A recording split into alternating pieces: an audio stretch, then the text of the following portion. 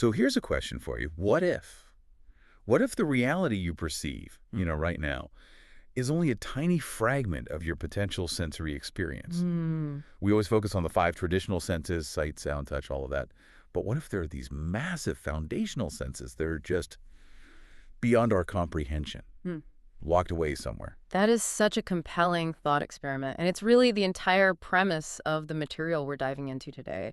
This is highly conceptual stuff. Right. It draws from a single, very philosophical source, excerpts from a YouTube transcript called We Magicians, 44 Senses Beyond Description. We are definitely leaving empirical science at the door today and just walking into the realm of the abstract. So our mission is to give you a kind of structural guide through this pretty radical framework. Yeah. This source puts forward a time before birth and after death, where additional senses are available to us. A whole other reality perception. Exactly. And for you, the learner who wants a roadmap through these big ideas, our goal is to define really three things. First, what are these forgotten senses? Okay. Second, what's the specific mechanism that separates us from them? And third, the role of time in all of this, which is surprisingly isolating. We're going to unpack this whole guide to the mystery of self and maybe what lies beyond it. Okay, let's get into it, starting with that core premise, these forgotten senses. The source says pretty clearly that right now we have absolutely no understanding of them. None. So if they're part of our fundamental potential, why are they so inaccessible? Well, it's defined as a kind of clean slate event. The source is very specific that the mechanism of loss is tied directly to our entry into this life. Into this existence. Right. These sensations, this massive sensory toolkit, were erased by what it calls the period of forgotten existence before our birth. So it's not that we evolved past them or they atrophied, it's that they were intentionally forgotten. A clean wipe. Which, that's what makes them so profoundly unknowable, isn't it? If you can't remember them, you can't describe them. It's impossible to even imagine what that kind of data input would feel like. Precisely. And to really, hammer that point home about the separation, the source uses this really powerful analogy. The one about blindness. Exactly. It says we cannot describe these other senses, just as we cannot describe a color to a person born blind, nor sound to a person born deaf. What?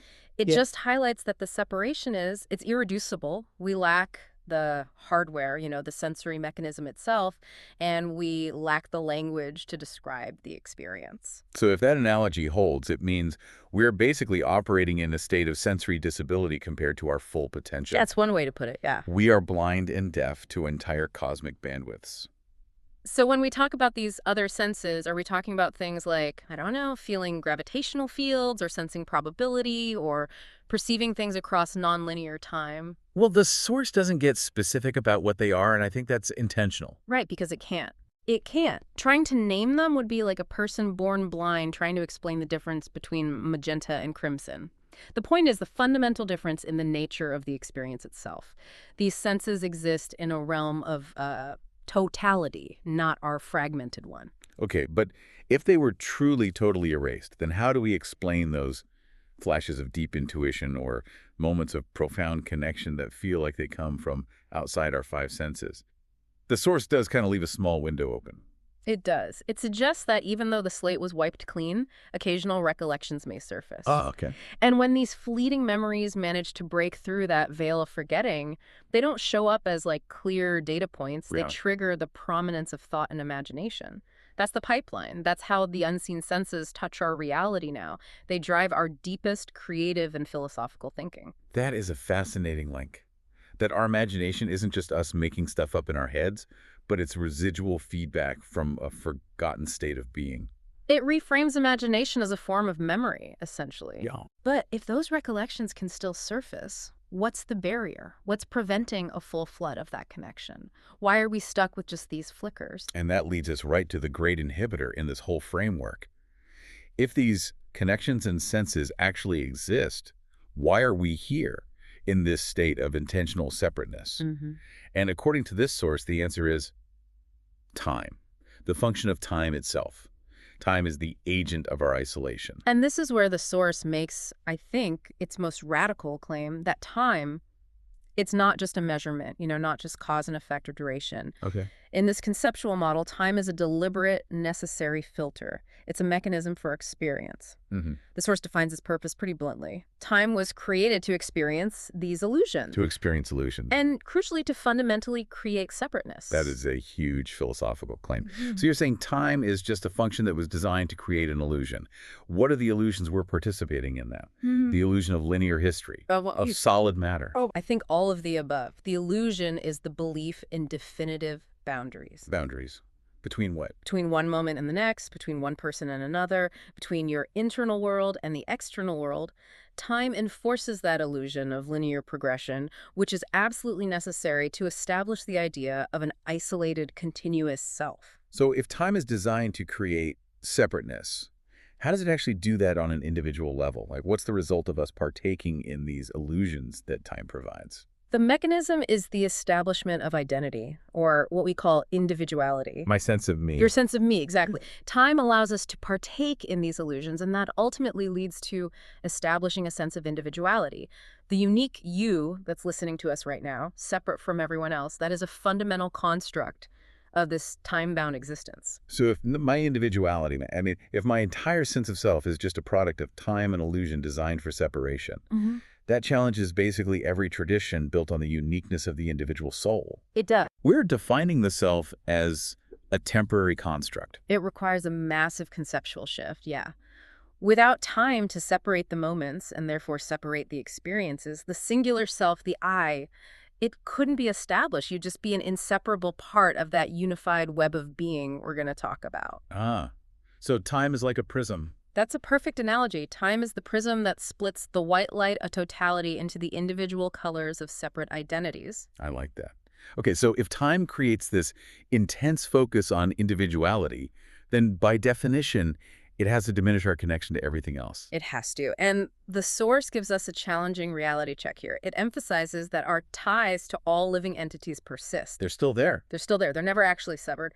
But, and this is the crucial part, the passage of time diminishes these connections. Time doesn't break the web. It just makes the strands so faint, so subtle that we completely ignore them. So if the connection is still there, time is basically acting like noise-canceling headphones for the soul. That is an incredibly accurate way to put it. The sound, that deep, unified frequency of existence, it's still playing. But the mechanism of time just makes us focus entirely on our own individual frequency, our own internal monologue. Yes. We are so consumed by the illusion of the immediate, time-bound experience, the now, that the persisting constant connection just fades into background noise. Our focus is channeled inward to build and maintain the wall around the individual self. That framework is remarkably consistent. Time creates the illusion of self, which diminishes the reality of connection, and that illusion is maintained by forgetting the senses that perceive unity in the first place. It's all one system. Okay, so now let's pivot. Let's look at the other side of that temporal fence, the state before the first breath and after death, the non-separated state. The source calls this the mystic realm.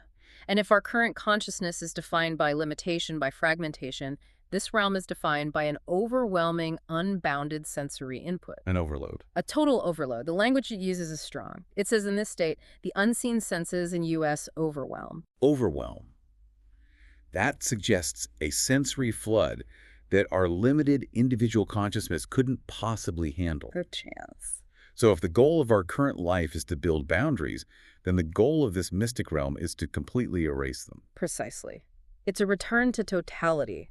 Before the separation that time imposes, before the prism split the light, we were part of a unified whole.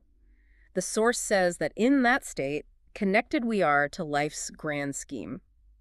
And how does the source describe this grand scheme, this state of total connection? It describes it poetically as a web of being like a waking dream. A waking dream. Yeah, that phrase is important. It suggests the state isn't unconscious. It's a kind of ultra-consciousness. The connection's so profound, it just permeates all existence. This state is the underlying reality and our current state of being separate. Yeah. That's the dream that time weaves for us. That flips our whole conventional perception on its head. Separation is the temporary state. Connection is the persistent one. Yep. And the source uses some final, almost poetic phrasing to tie this whole life cycle together. And I think we should be careful here because I think the original transcript might have a slight error. Yeah, I noticed that too. I think you're right. It has to be a typo, right? It has to be. The source says the state before our current existence is before birth's haze and after death's embrace. Portrays. Birth's haze. But given the whole context of, birth and forgetting, it's almost certainly meant to be birth's haze, the fog of entry into this temporary life. Birth's haze. That makes so much more sense, and that clarification really matters because it reinforces the whole cycle. It does. So, before the fog of birth's haze and after death's embrace, these additional senses are revealed to be a cosmic trace. A cosmic trace. A trace implies something that was never fully gone, just hidden beneath the illusion of time. Exactly. And that reinforces the idea that the connections persist. Our current life, our journey through time and separation, is then defined by the source as a puzzle incomplete, a journey start in the realm of mysteries we play our part. We aren't the final destination. We're just an intermediary stage in a much larger unifying process. So after all that, what does this mean for us now, living inside the prism? I think the core takeaway is pretty clear.